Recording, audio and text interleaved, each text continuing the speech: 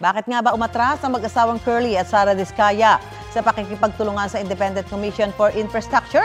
Para sagutin yan, kausapin natin ang abogado nila na si Attorney Cornelio Samaniego III. Magandang tanghali at welcome po sa Balitang Hali, Attorney Samaniego. Magandang tanghali po, Ma'am Susan. Sabi po ng Office of the Ombudsman, misguided ang desisyon ng inyong kliyente na huwag na makipagtulungan sa ICI. Ano ba yung nagtulak sa kanila para umurong? Unang-una po, nire-respeto natin yung komento ng Ombudsman, kung yan po yung paniniwala nila.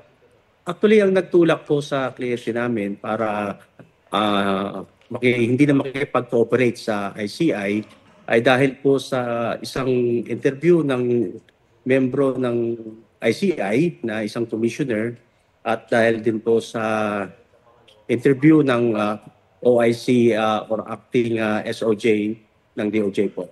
Ano po ba yung naging takbo ng interview na naging dahilan ng desisyon ng mag-asawa na huwag na makipagtulungan? Ang spouses Diskaya po ay willing na makipagtulungan. Subalit sa napanood at narinig ni Ma'am Sara Diskaya about sa isang commissioner na sila daw ay hindi sila ang pinaka-least guilty na witness ay hindi po katanggap-tanggap po sa kliyente namin yon. Ganon din po yung press con ng ating puting OIC ng Secretary of Justice, no, na with or without daw yung testimonya ng spouses Diskaya ay makakapag-file sila ng kaso laban sa mga opisyal na kasangkot sa anumanyang flood control projects po. Opo, Attorney, ano naman ho yung masasabi niyo sa pahayag ni Ombudsman Remulla na may mga pinoprotektahan daw ang inyong mga kliyente? Nire-respeto po natin yan kung yun po yung pananaw ng ating butihing Ombudsman Boying Remulla. Sa tingin po namin, opinion niya yun. Nire-respeto po namin. Apo. At Attorney, sabit din ho ng DOJ at Ombudsman, selective at walang tell-all affidavit ang mga kliyente nyo. At sabi nyo rin ho dati, may malaking tao na hindi pa napapangalanan na nasa affidavit ng kliyente nyo. May kinalaman po ba itong malaking tao kung bakit hindi pa sinasabi ng kliyente nyo ang lahat?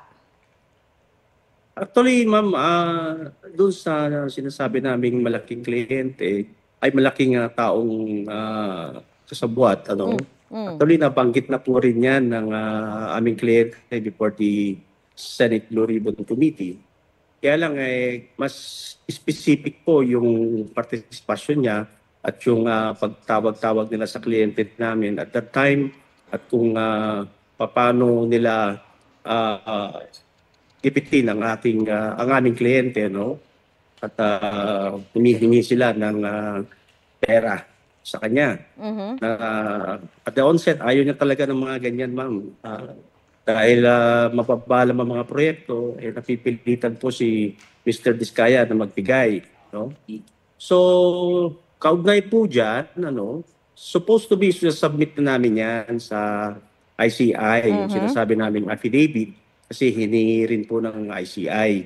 Ang naging problema lang po ay mayroon po isang commissioner, ang membro ng isang ICI, na nagpa-interview po pending the investigation of these flood control anomalies. Para sa client, hindi po katanggap sa kanila, bali nagdududa po sila kung ano ba to, independent commission ba to for infrastructure, para malaman natin ang katotohanan or ginagawa lang kaming witness at bandang huli sasampahan din pala ng kaso. Ano ba ho tingin ng mga kliyente nyo doon sa tinatakbo ng investigasyon ngayon? Nung una po maganda ang nangyari lang po hindi na gustuhan ng mga kliyente namin yung pagpapa-interview ng isang member po ng ICI. Sa lahat po ng pagdinig, Ma'am Susan, sa Senate, sa Congress, sa DOJ, sa ICI, dumadalo po kami parati. Actually nga ho, humingi kami ng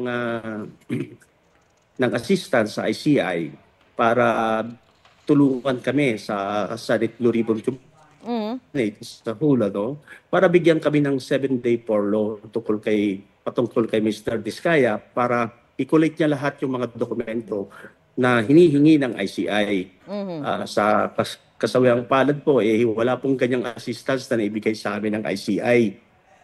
Yung last hearing po namin, hindi itong nakaraan, humihingi po kami, nasa recorded po yan ng ICI proceedings. Pero hinihintay po namin para makapag-comply kami sa gusto ng ICI.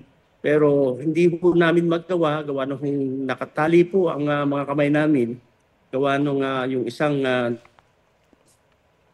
si Mr. Vizcaya ay nandun pa rin sa Senate Detention Facility po based on the contempt order by the Senate Blue Ribbon Committee last September 18 po. Apo. Attorney, ito, naku, mainit na balita pa ho. Ibinasura po ng Pasay RTC ang petition for habeas corpus ng kliyente niyo si Curly Diskaya. Mananatili pa rin siya sa Senate custody. Ano po ang reaksyon niyo dyan? Bilang as an officer of the court, we have to respect the decision of the court, ma'am. Susan, whether it is favorable or not, but we have other options, legal options to make para naman hindi mapabayaan ang karapatan ng aming kliyente, ma'am. Okay na. Maraming salamat po, Attorney Cornelio Samaniego III, at magandang tanghali po sa inyo. Maraming salamat, Ma'am Susan. Mabuhay ka po.